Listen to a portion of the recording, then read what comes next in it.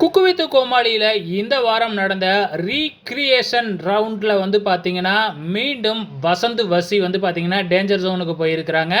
So கடந்த வாரம் நடந்த மெயின் குக்கிங்லேயும் வந்து பார்த்தீங்கன்னா டேஞ்சர் ஜோன் போயிருந்தாங்க. இந்த வாரம் மீண்டும் டேஞ்சர் ஜோன் போயிருக்கிறாங்க.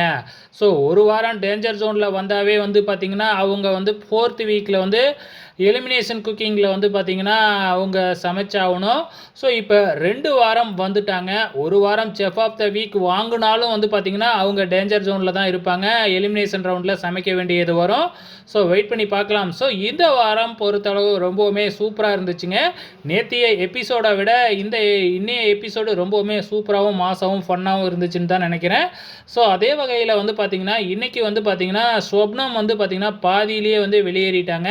சொப்னத்துக்கு பதிலாக மணிமேகலையை கோமாளியாக மாற்றிட்டாங்கங்க. ஸோ ரொம்பவுமே ஃபன்னாக இருந்துச்சு. சொப்னம் வந்து பார்த்திங்கன்னா யாரோட கோமாளியாக பேர் பண்ணியிருந்தாங்க அப்படின்னு பார்த்தீங்கன்னா நம்ம வசந்த் வசி இவங்களோட தான் பேர் பண்ணியிருந்தாங்க.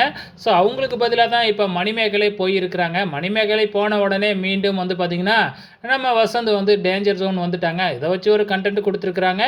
ஆக மொத்தத்தில் இன்றைக்கி செஃப் ஆஃப் த வீக் வந்து பிரியங்கா வாங்கியிருக்கிறாங்கங்க. ஸோ அட்வான்டேஜ் டாஸ்கையும் வந்து பார்த்திங்கன்னா அவங்க தான் வின் பண்ணினாங்க. நேற்று சனிக்கிழமை எபிசோடில் நடந்த அந்த சின்ன மெயின் குக்கிங்லேயும் அவங்க தான் வின் பண்ணினாங்க.